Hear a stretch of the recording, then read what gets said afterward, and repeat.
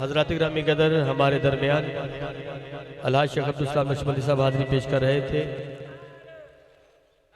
ہم نے خطاب کی جانب بڑھنا ہے اور خطاب کے حوالہ سے جیسا احباب بخوبی جانتے عالمی بعمل واقف مسائل شریعت پاسبان مسلک رضا سرمایہ اہل سنت آل نبی اولاد علی گلشن سادات کے پھول قبلہ حضرت علامہ مولانا صاحبزادہ پیر سید حسن شاہ صاحب چندی رحمہ والے ہمارے درمیان تشریف فرمائے، آل نبی ہیں، زیارت بھی کریں گے، خطاب بھی سماعت کریں گے، قبلہ پیر صاحب آخر میں دعا بھی فرمائیں گے۔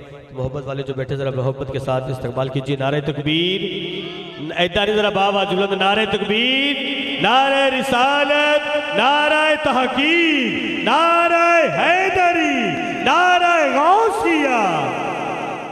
جناب حضرت علامہ مولانا صاحبزادہ پیر سید حسن شاہ صاحب آپ خطاب فرمائیں۔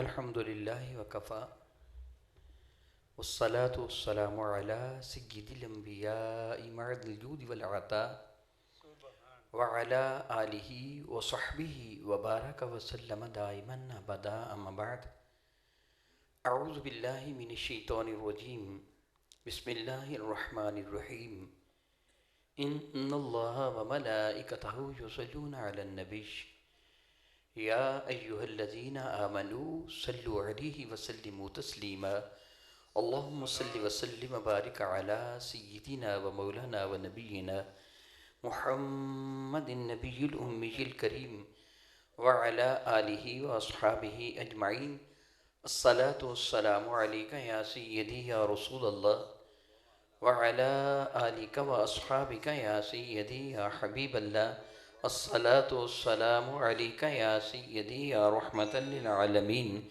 وعلی آلہ و اصحابہ یا سیدی یا شفیع المذنبین۔ حضرات گرامی قدر نہایت محبت کے ساتھ پڑھ لیجئے۔ الصلاة والسلام علیکہ یا سیدی یا رسول اللہ وعلی آلہ و اصحابہ یا سیدی یا حبیب اللہ۔ یاد رکھیے یہ احسال ثواب کی محفل ہے اور بارگاہ بے کس پناہ میں ہدیہ درود السلام کا پیش کرنا احسال ثواب کا بہت ہی اعلیٰ ترین ذریعہ ہے۔ امام غزالی رحمۃ اللہ تعالیٰ علیہ اپنی مشہور زمانہ کتاب المکاشفۃ القلوب میں ایک واقعہ نقل فرماتے ہیں کہ ایک دن کا ذکر ہے، حضرت سیدنا امام حسن بصری رحمہ اللہ تعالیٰ علیہ تشریف فرماتے، بارگاہ اقدس میں خاتون حاضر ہوئی جو بہت زیادہ رو رہی تھی، بے تحاشا رو رہی تھی۔ اس نے حضرت سیدنا حسن بصری کی خدمت فیض درجت میں عرض کیا کہ حضور، میری ایک بیٹی تھی جو مجھ کو میری جان سے بھی زیادہ عزیز اور پیاری، رب کائنات جل وعلا کا فیصلہ قضاء قدرت کہ وہ فوت ہو گئی ہیں۔ جب سے فوت ہوئی ہے میرے دل کا چین اور رات کی نیند بھی حرام ہو گئی ہے، دن رات اس کی جدائی کے غم میں روتی رہتی ہوں۔ مجھے کوئی ایسا وظیفہ ارشاد فرما دیجئے کہ خواب میں میری بیٹی اس حال میں نظر آ جائے جس حال میں وہ ہے، میں اسے دیکھنا چاہتی ہوں کہ وہ کہاں ہے۔ حضرت خواجہ حسن بصری رحمۃ اللہ تعالیٰ علیہ نے ارشاد فرمایا کہ اماں جی یوں کرنا، نماز عشاء کے بعد 2 یا 4 رکعت نماز نفل ادا کرنا اور ہر رکعت میں سورہ فاتحہ کے بعد سورہ الحاقم التکاثر حتی زرتم المقابر اس کی تلاوت کر لینا، رب نے چاہا تو تیری بیٹی تجھے خواب میں نظر آ جائے گی۔ اماں جی چلی گئیں۔ ان کے چلے جانے کے بعد حضرت سیدہ خواجہ حسن بصری رحمۃ اللہ تعالیٰ علیہ نے بارگاہ رب العزت میں اپنے ہاتھ دعا کے لیے اٹھا دیے کہ مولا میری عزت رکھ لینا۔ گویا دعا خود فرما دی، اماں جی کو کام پہ لگا دیا۔ چند دن کے بعد یہ بڑھیا دوبارہ حاضر ہوئی تو آج پہلے سے بھی زیادہ رو رہی تھی۔ رونا اتنا دردناک تھا کہ حضرت حسن بصری متاثر ہوئے بغیر نہ رہ سکے۔ فرمایا کہ اماں، کیا رب کائنات نے اب تک تیری بیٹی کی تجھے زیارت نہیں کروائی ہے؟ خیال کیا شاید اللہ کے کائنات نے میری دعا کو شرف قبول سے نہیں نوازا، اس بڑھیا کو اس کی بیٹی کی زیارت نہیں ہوئی۔ فرمانے کہ کیا تیری بیٹی کی تجھے زیارت نہیں ہوئی؟ اس نے ہکلاتے ہوئے کہا حسن بہتر تھا کہ میں اپنی بیٹی کو نہ دیکھتی۔ فرمانے کہ اماں پہلے تم رو رہی تھی کہ بیٹی نظر آ جائے، اب رو رہی ہو کہ نظر کیوں آ گئی؟ وہ عرض کرنے لگی حضور بتائیے خود ہی کہ جس ماں کو اپنی لخت جگر کی جدائی کا غم ہی کھایا جا رہا تھا، جب اس کو جہنم کی آگ میں جلتے ہوئے دیکھے تو پھر اس کی حالت کیا ہوگی، اس کا عالم کیا ہوگا؟ پھر اس بڑھیا نے عرض کیا کہ حضور میں نے اپنی بیٹی کو دیکھا تو صحیح مگر اس عالم میں کہ اس کے اوپر نیچے دائیں بائیں ہر چہار جانب آگ ہی آگ ہے۔ حضور وہ اس آگ میں اس طرح تڑپ رہی ہے کہ جس طرح ماہی بے آب کہ جس مچھلی کو پانی سے نکال کر صحرا میں پھینک دیا جائے، جس طرح وہ اچھلتی ہے اس طرح میری بیٹی جہنم کی آگ میں اچھل رہی تھی، تڑپ رہی تھی۔ جب سے میں نے اسے دیکھا کہ تو میری تو حالت ہی غیر ہے، یہ کہہ کے اتنا بے تحاشا روئی کہ حضرت حسن بھی رونے لگے۔ روتی روتی اٹھ کے چلی گئی۔ دیر تک حضرت حسن بصری روتے رہے اور بارگاہ رب العزت میں عرض کرتے مولا میں نے تو اس بیچاری کے غم میں اضافہ کر دیا، تو اسی سال میں اس کی بیٹی کی زیارت نہ کرواتا، تو بڑا ہی بے نیاز ہے۔ خیر چند دن گزرے ہو گئے، حضرت حسن بصری بڑے ہی غمزدہ رہے۔ ایک شب کا ذکر ہے کہ آپ کو خواب میں ایک بڑا ہی حسین و جمیل ایک دروازہ نظر آیا جو شاید کسی محل کا محسوس ہو رہا تھا۔ خواب میں حضرت حسن بصری اس دروازے کی جانب بڑھے۔ بے تب کھولا جب دروازہ کھولا کہ یہ دروازہ کسی محل کا نہیں، کسی باغ کا دروازہ تھا۔ عام طور پر باغ کا دروازہ اس قدر حسین و خوبصورت نہیں ہوا کرتا، اتنا مزین نہیں اسے بنایا جاتا۔ جس طرح کا وہ دروازہ تھا معلوم ہو رہا تھا کسی محل کا دروازہ ہے، مگر یہ تو باغ کا دروازہ تھا۔ خواب میں حضرت حسن بصری نے اس باغ میں قدم رکھا تو حیرانی اپنی انتہا کو پہنچی کہ قطار اندر قطار لگے ہوئے درخت اس قدر حسین و خوبصورت ہے کہ آج تک آپ نے ایسا باغ نہیں دیکھا تھا۔ اس باغ کے ہر درخت کا ہر پتر سرسبز و شاداب تھا اور اس کے درخت پھلوں سے لدے ہوئے تھے، کوئی بھی پھل نہ کچا تھا نہ حد سے زیادہ پختہ، سارے کے سارے پھل پورے پکے ہوئے تھے۔ اور حیرانی کی بات ہے کہ ایک پھل بھی زمین پہ گرا ہوا نہیں تھا، اور اس باغ کا جو گراؤنڈ جو زمین تھی معلوم ہو رہا تھا کہ کسی مالی نے ابھی اس کی تراش کر کے اس گراسی پلاٹ کو سجا رکھا ہے اور کوئی بھی سوکھا تن کا نہیں۔ اور جب اس کے باغ میں اس گراسی پلاٹ میں آپ نے کیاریوں کو دیکھا تو حیرانی کی انتہا نہ رہی کہ شاید محسوس ہوتا تھا کسی چابک دست مالی نے پھولوں کے گلدستے کاٹ کر کیاریوں میں سجا دیے ہیں۔ اتنا حسین و جمیل باغ آج تک آپ نے نہ دیکھا تھا۔ تھوڑا آگے بڑھے تو باغ کے عین درمیان ایک تخت تھا، شاید یہ سونے کا بنا ہوا تھا، اور اس میں ہیرے جواہرات کو یوں کاٹ کے لگایا گیا تھا جس طرح کسی نے سورج کی کرنیں کاٹ کر لگا دی ہوں، اس قدر حسین و جمیل۔ پھر اس پر ایک لڑکی بیٹھی تھی جس کے حسن و رعنائی کی تو بات ہی نہیں کی جا سکتی۔ آج تک حسن بصری کی آنکھ نے ایسی خوبصورت خاتون کو نہ دیکھا تھا۔ اس کے سر پہ رکھا ہوا تاج، اس کی روشنی تو گویا سورج کی روشنی کو بھی شرما رہی تھی۔ حضرت حسن کی نگاہ پڑی تو آپ نے نگاہ جھکا لی، نگاہ جھکا کے قریب سے گزرنے لگے تو اس لڑکی نے بلند آواز سے پکار کے کہا حسن یہ بھی کیا بے مربتی ہے، قریب سے گزر رہے ہو مگر سلام تک نہیں کہا۔ تو آپ نے نگاہ جھکائے فرمایا بیٹے میں نے تجھے پہچانا نہیں کہ تو کون ہے۔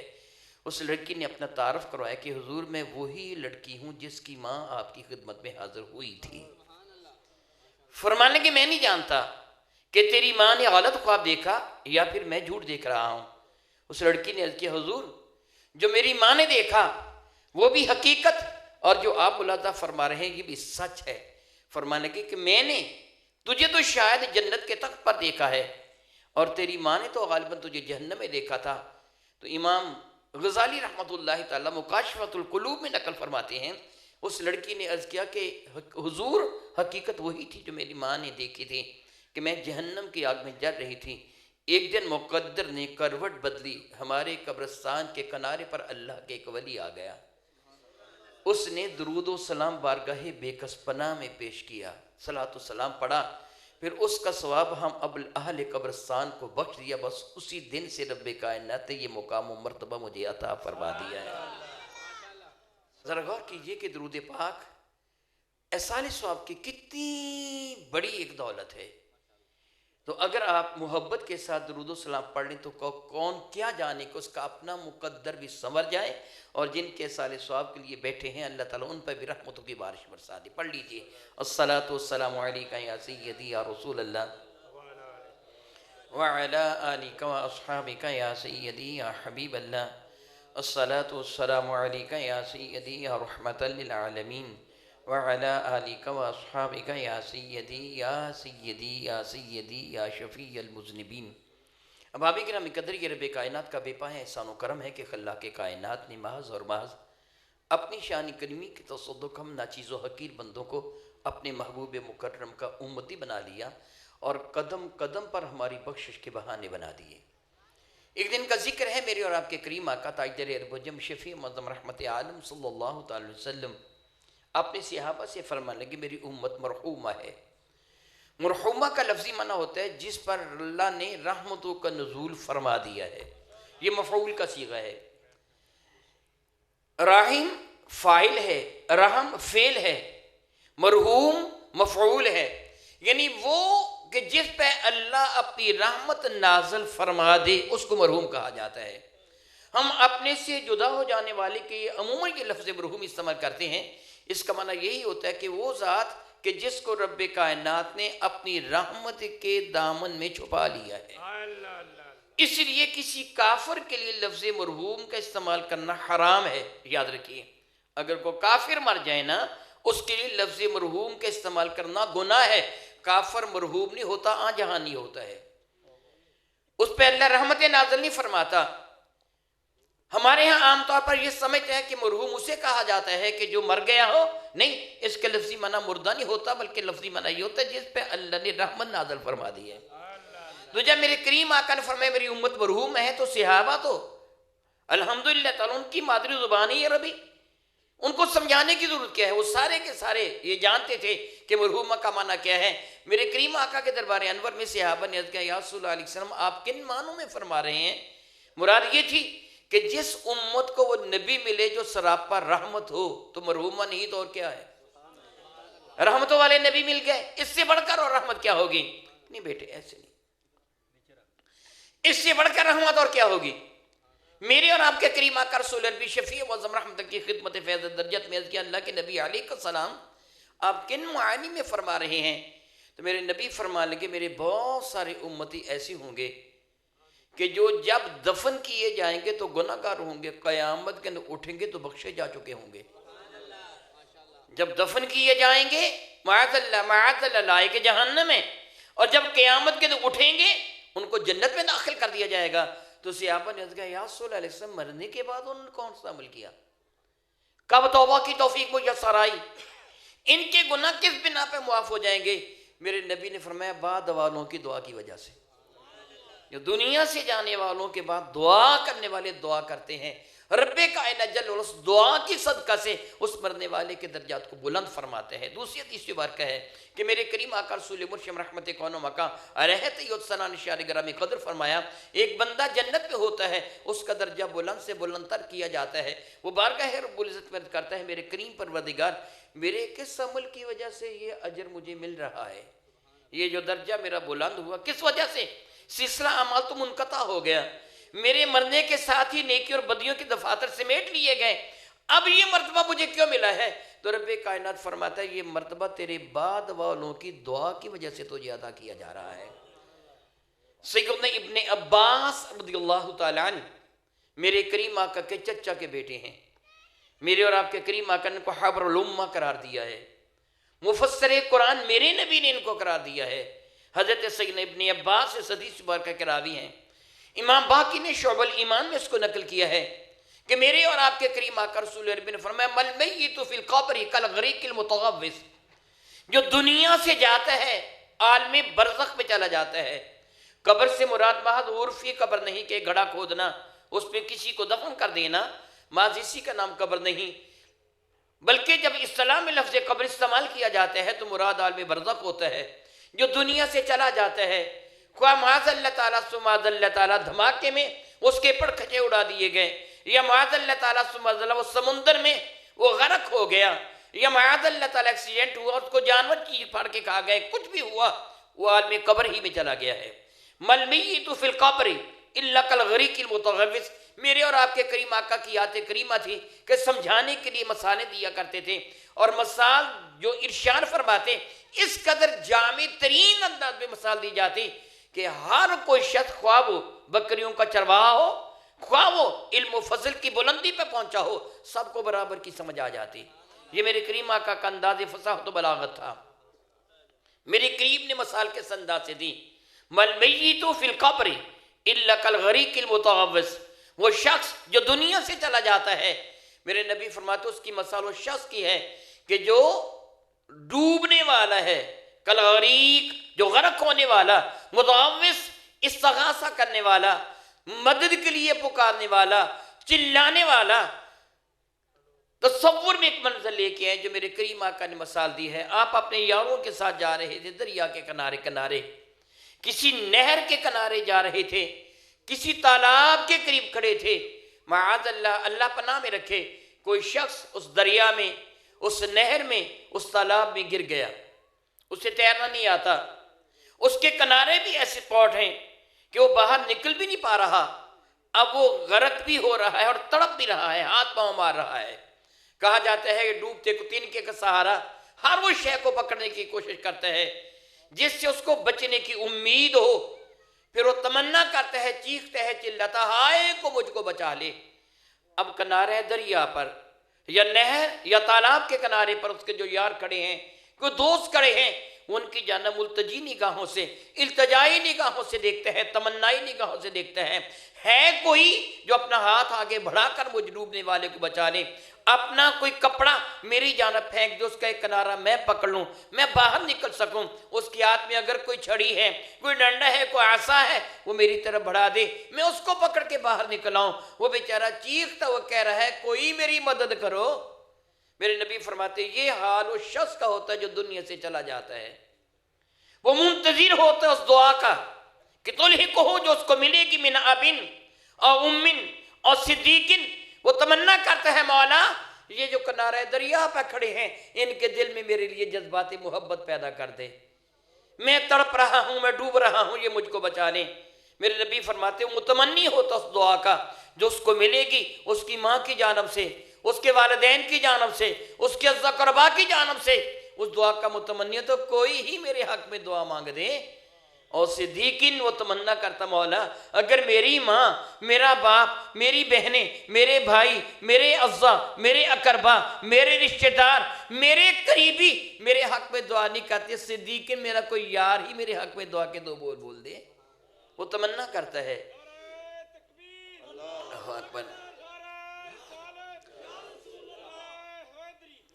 میرے کریم آقا رسول عربی ارشاد گرامی قدر فرماتے ہیں پھر جب تو دعا اس کے لیے مانگتا ہے تو تیرے یہ کلمات مقدسہ جو تیرے منہ سے ادا ہوتے ہیں، رب کائنات اس کو پہاڑوں کی طرح ثواب عطا فرماتا ہے، پہاڑوں کی طرح ثواب عطا فرماتا ہے۔ رب کائنات اپنے دربار میں شیف قبول سے نوازتا ہے، اور میرے نبی فرماتے ہیں کہ دنیا سے جانے والے کے لیے ایک بہترین ہدیہ ان کے لیے طلب استغفار ہے۔ جس طرح تم ہدیہ پیش کرتے ہو، کوئی بیٹا والدین کی خدمت میں حاضری دیتا ہے، کوئی شاگرد استاد محترم کے حضور حاضر ہوتا ہے تو کوئی تحفہ لے کے جاتا ہے، میرے نبی فرماتے دنیا سے جانے والوں کے لیے بہترین تحفہ طلب استغفار ہے۔ رب کائنات کے حضور اس کے لیے دعا مانگنا ہے۔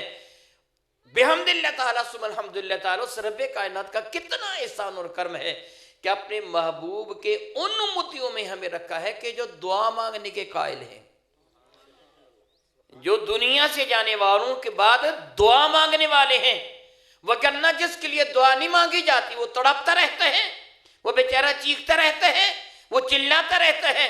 لیکن جگہ ایک بات کو ضرور ملحوظ خاطر رکھیے گا، میں اور آپ جو حاضر ہوئے ہیں اصالہ صاحب کے اس محفل میں، اے کاش رب کائنات جل وعلا کی رضا ہمارے مقصود ہو، پیش نظر ہو، اخلاص کی دولت اور اخلاص کے ساتھ جو عمل کیا جاتا ہے، میرے اور آپ کے کریم آقا تاجر البجم شفیع معظم رحمت عالم صلی اللہ تعالی وسلم نے سیدنا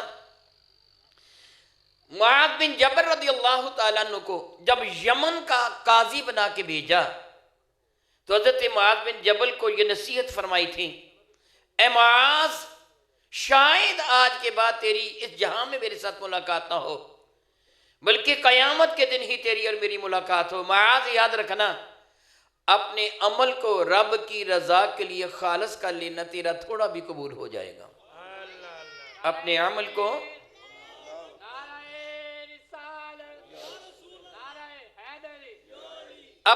کو اپنے مولا کی رضا کے لیے خالص کر لینا، تیرا تھوڑا بھی قبول ہو جائے گا۔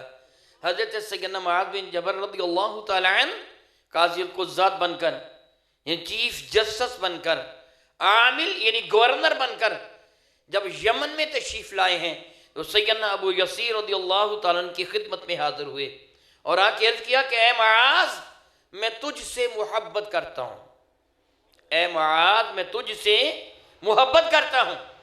حضرت سیدنا معاذ بن جبل رضی اللہ تعالیٰ نے بڑی سختی کے ساتھ ان کو جواب دیا، اور تو مجھ سے کیوں پیار کرتا ہے، تیری میری جان پہچان کہاں؟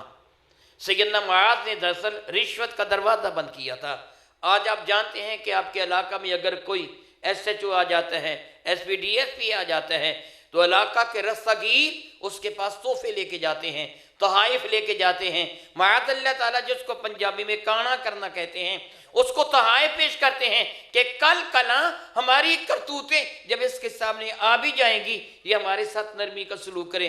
حضرت سیدنا معاذ بن جبل اس بنا پہ سختی کے ساتھ تردید فرماتے کہا، اور تو میرے ساتھ کیا پیار کرتا ہے، تیری میری جان پہچان کہاں ہے؟ حضرت ابو یسیر سمجھ گئے کہ اس کا اصل مقصد کیا ہے، جواباً عرض کرنے لگے، اے معاذ اچھی طرح ذہن نشین کر لے، میں تیرے ساتھ اس لیے پیار نہیں کر رہا، میں تیرے ساتھ اس لیے پیار نہیں کر رہا کہ تو میرے علاقے کا چیف جسٹس بن کے آیا ہے، تو میرے علاقے کا گورنر بن کے آیا ہے۔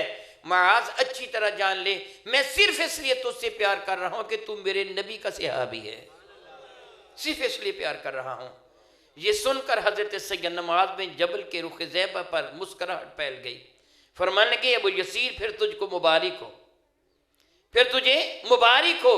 میں نے سنا کہ میرے نبی ارشاد فرماتے تھے قیامت کا دن ہوگا، رب کائنات جل والا کی جانب سے منادی ندا کرنے والا اعلان کرے گا، وہ کون ہیں جو اپنے رب کی رضا کی خاطر کسی سے محبت کیا کرتے تھے، جن کے پیش نظر اپنے مولا کی رضا کے سوا اور کچھ بھی نہ تھا، وہ کون ہیں؟ پھر کچھ لوگ میدان محشر میں کھڑے ہو جائیں گے، رب کائنات حکم دے گا کہ ان کو میرے عرش کے گرد گرد بچھے ہوئے نور کے ممبروں پر بٹھا دو۔ ان لوگوں کو نور کے ممبروں پر بٹھا دیا جائے گا، کن کو؟ جو اپنے رب کی رضا کی خاطر کسی سے پیار کرتے ہیں، کسی سے دشمنی کرتے ہیں تو اپنے رب کی رضا کی خاطر ان کے لیے حکم ہوگا کہ انہیں نور کے ممبروں پر بٹھا دو، ان کو نور کے ممبروں پر بٹھا دیا جائے گا۔ اور یہ جو میں آپ کو عرض کر رہا ہوں یہ ترغیب و ترہیب کے اندر یہ حدیث مبارکہ جو میں آپ کو سنا رہا ہوں، میرے کریم آقا رسول اللہ بھی فرماتے ہیں ان کو نور کے ممبروں پر بٹھا دیا جائے گا۔ ادھر اہل معاشر کا حساب و کتاب ہوگا تو فرشتے عرض کریں گے مولا تعالیٰ ادھر لوگوں کی نیکیوں اور بدیوں کا موازنہ ہو رہا ہے، کسی کو جنت کی بشارت سنائی جا رہی ہے، کسی کو جہنم کی وعید سنائی جا رہی ہے، غوغائے معاشر بپا ہے، نفس نفسی کا عالم ہے، اور یہ لوگ تیرے عرش کے گرد گرد نور کے ممبروں پر بیٹھے ہیں، کیا ان کا حساب نہیں ہوگا؟ رب کائنات فرمائے گا نہیں، یہ میرے ہیں، میں ان کا ہوں، ان کو بغیر حساب و کتاب کی جنت میں داخل کر دیا جائے گا۔ دعا میں اخلاص ہونا چاہیے، کسی کو منہ دکھانا نہیں کہ آپ گلزار احمد صاحب کو یا غلام مرتضیٰ صاحب کو منہ دکھانے کے لیے آئے ہیں، یہ اس لیے آئے ہیں کہ کوئی مجھے دیکھ کر راضی ہو جائے گا۔ میرے بھائی جو عمل کرنا ہے اس رب کائنات کی رضا کے لیے کر، جس کے دست قدرت میں اجر ہے، اس کی رضا کی خاطر کر، پھر نہ صرف تیری دعا کو رب کائنات شفع قبول سے نوازے گا بلکہ تیرا اپنا بھی بھلا ہو جائے گا، تیرے اپنے لیے بھی راستے کھل جائیں گے۔ ابھی تھوڑی دیر پہلے ہمارے نقیب محفل حضرت خواجہ قمر الدین سیالوی کے ایک واقعہ اشار فرما رہے تھے، سید زادے کی تعظیم و توقیر کرنا، حقیقت میں وہ محض باز پیر صاحب نہیں بلکہ جید عالم دین بھی تھے، وہ یہ نہیں کہ برائے نغمے کے پیر بنے بیٹھے، نہیں، جید عالم دین بھی تھے۔ ایک دن کا ذکر ان کا عمل یہ کیوں تھا؟ دراصل میرے نبی کی سنت میں تھا۔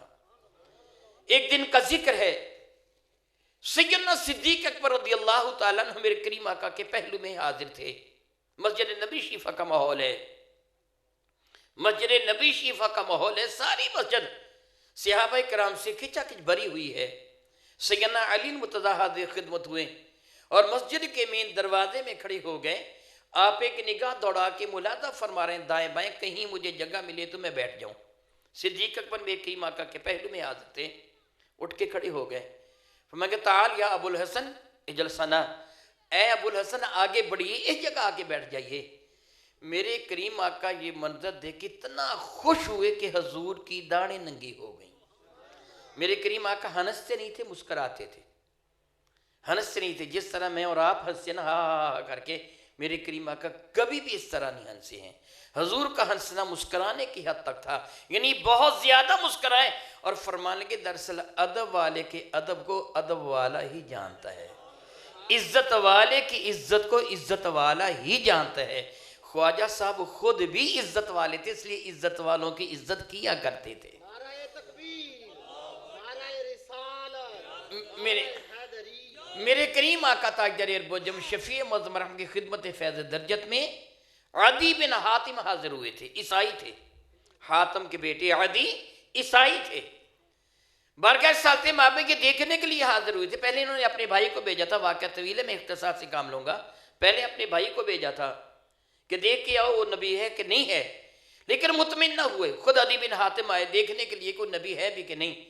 تو میرے کریم آقا رسول عربی شفیع معظم رحمت عالم اپنے صحابہ کے اندر درمیان میں بیٹھے تھے۔ کوئی خاص اونچی کرسی نہیں ہے، کوئی گدا نہیں ہے، کوئی ایسی بات نہیں، بالکل صحابہ کرام کے ساتھ مل جل کے بیٹھے ہیں۔ عدی بن حاتم نے کسی سے پوچھا وہ شخص کون ہے جس نے دعوی نبوت کیا؟ بتایا گیا یہ ہیں جو سب سے زیادہ حسین و جمیل و خوبصورت ہیں، یہی ہیں۔ عدی کہتے ہیں کہ میں نے خیال کیا کہ یہ شکل و صورت سے محسوس ہو رہا ہے یہ کسی اونچے خاندان سے متعلق ہے، یہ اپنے قبیلے کا سردار ہوگا، نبی نہیں اپنے قبیلے کا سردار ہوگا۔ میں ان کی خدمت فیض درجت میں حاضر ہوا، ان کے قریب بیٹھا، اپنا تعارف کروایا کہ میں طے کے علاقہ سے آیا ہوں، حاتم کا بیٹا ہوں۔ اٹھ کے کھڑے ہو گئے، میرے بازو کا پکڑا، اپنے کاشان مقدس کی جانب چل پڑے۔ فرماتے ہیں کہ باہر نکلے ہی تھے مسجد سے کہ ایک بڑھیا عورت ملی، یہ ضعیف العمر تھی۔ اس شخص سے ان سے باتیں کرنا شروع کر دیں تو یہ شخص یعنی اللہ کے نبی صلی اللہ علیہ وسلم اس بڑھیا کی باتوں کو بازار میں کھڑے ہو کر اس طرح سن رہے تھے کہ اپنا سر جھکا کر کان بڑھیا کے منہ کے قریب کر رکھا تھا، کیونکہ بڑھیا ایسا ایسا گفتگو کر رہی تھی۔ جب تک وہ بڑھیا گفتگو کرتی رہی میرے قریب نے سر مقدس نہیں اٹھایا۔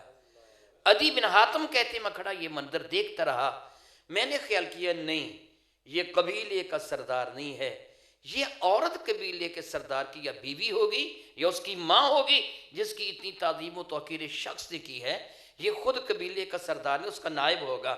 میں نے اپنے دل میں یہ سوچا۔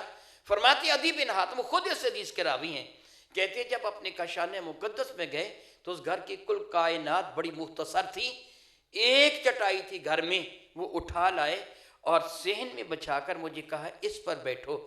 میں چٹائی پر بیٹھ گیا، خود نیچے ننگی زمین پہ بیٹھ گئے۔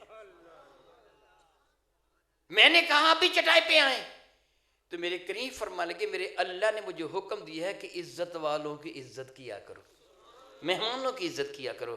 فرماتے اسی وقت میں نے جان لی یہ قبیلے کا سردار نہیں، یہ یقیناً اللہ کا نبی ہے۔ یہ کلمہ طیبہ پڑھ کے مسلمان ہو گئے۔ کسی ایمان والے کی تعظیم و توقیر کرنا، اس کا احترام کرنا، یہ سنت مصطفیٰ کریم ہے۔ اللہ تعالیٰ جل وعلا ہمیں توفیق و ہمت عطا فرمائے کہ ہم اپنے آپ کو سنواریں، جانیں کہ ہم کون ہیں۔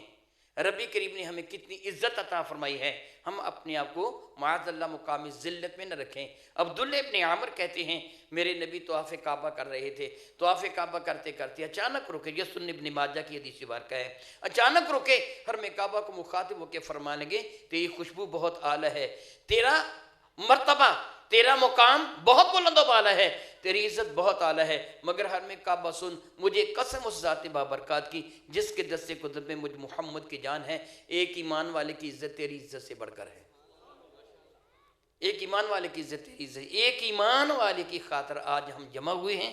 پوری اخلاص اور محبت کے ساتھ آپ دعا کیجیے گا، ان کا بھی بھلا ہوگا اور ہمارا اپنا بھلا ہوگا۔ دعا کرتا ہوں رب کائنات میرے کریم آقا رسول نبی کے صدقہ سے ہمیں حقائق کو سمجھنے اور عمل کی توفیق عطا فرمائے۔ آمین ثم آمین، وآخر دعوانا ان الحمد للہ رب العالمین۔